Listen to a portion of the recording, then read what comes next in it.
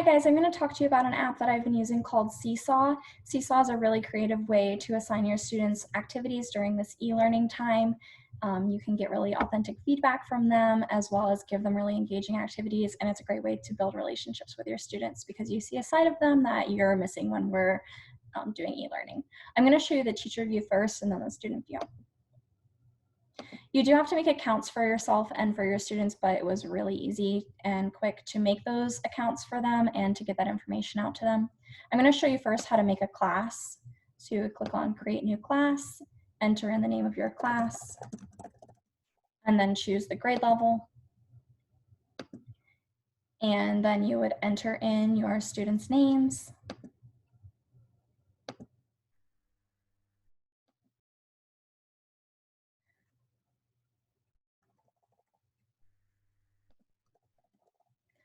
And then you would click the check to create those students to your list. If you needed to add more students at a later time, you could click on Add Students again.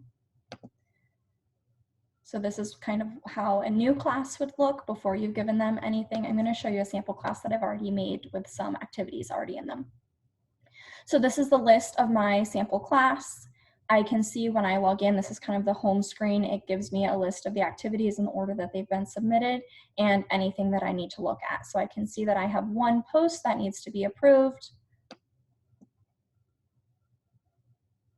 So I can click on Review and easily view that post. I can then give the student feedback. I can just like it to let them know that I've seen it. So I could type in a comment for them, or I could do a video response comment for them. That's really helpful if you have a student that needs oral admin, or if you just think that they would benefit from hearing the directions. After you've given them feedback, you can approve the post if everything was completed and done correctly. You could send it back to them if they needed to make corrections, or delete it if you needed to delete it. So here you can see a list of each student, and you could click to see if they have done activities. So if the student messaged me and wanted to know if they had done all of their work, I could click on that student's name and it would bring up a list of all the things that they have turned in. If you want to see the activities that have been done by the activity, you click on Activities, and you can see all the activities that you have assigned. You can click on Review if you have something that you need to review. And then you can see all of your students that have submitted the activity. I can see that I have one student that has submitted it and I need to review it still. So you could click on Review and then you could approve it or send it back to them. This student turned in this assignment blank, so maybe I would give them feedback saying, are you sure this is what you wanted to turn in? You could also give them voice feedback and then send it back to them, and they would get a notification that it had been sent back and needed to be worked on. So now it says draft above it, and that's how you know that the student is either not done or has not started yet. They're kind of in that interim period. I'm going to show you now how to make a new activity. So you click on Add, Assign Activity. Here's a list of all the activities that I have assigned in the past. So if you need to view something again, it's really easy. You could just assign it and then you could send it to that specific class or whatever you needed to send it to. You can also send it just to specific students. So if you just wanted one student to work on something, you could just send it to that student. You can also schedule activities to go out in advance, so it's really easy. You can set up everything for the week and then you don't have to worry about it.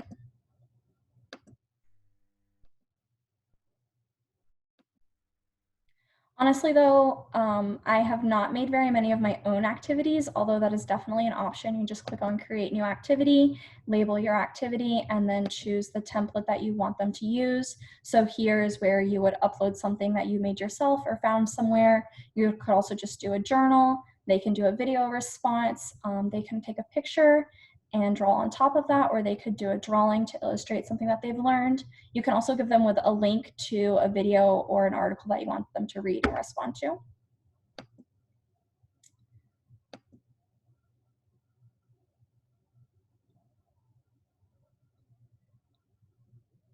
But I have not made very many of my own activities, like I said, because there's a great community of resources that are all free and available to you.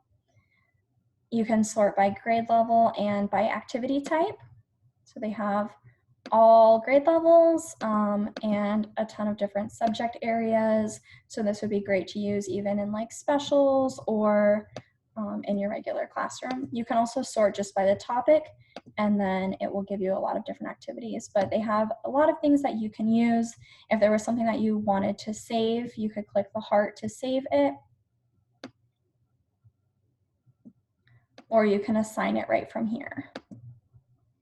You can click on the activity to view the directions more and to see any notes that the author wants you to know about this activity. And then you would assign to your class or to students and schedule it.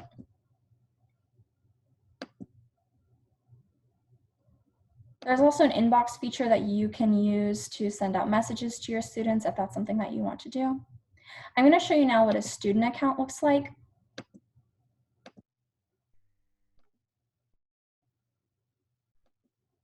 So you do have to give them a code, but it's pretty easy. You download a list of codes for them, and then I just sent them out on class tag.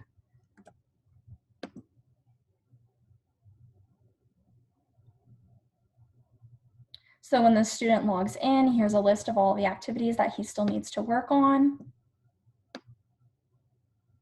This is something that he turned in as a draft, so he's not done with it. He would click on finish response to finish it. And then if he wanted to, was still not done and needed to keep working, would click on draft.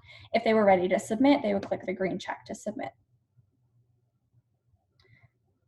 Here he can see activities that he still needs to work on.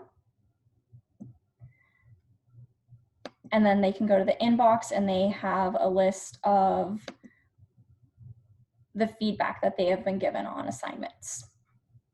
So that's how they know if there's something that they need to work on. It says your teacher has sent back work for you to review. When they go back to the journal, this is like their home base. They can see a list of all the things that they've done throughout their time, or they can view it by the date. So if they need to go back and find something that they've worked on, they can easily do so. They can also send you notes this way. So they can click on add and make work without it being assigned. So a lot of my students have been using this to send me messages. They just click on note and they type in a message and then click send and it appears in my things. They can voice record or go back and edit that note as well.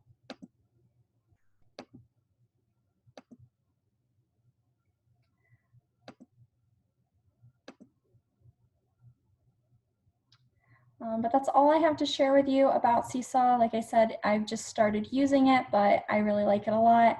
And I think it's great. I'll probably continue to use it once we go back in the classroom. But let me know if you have any questions. Thanks for watching. Bye.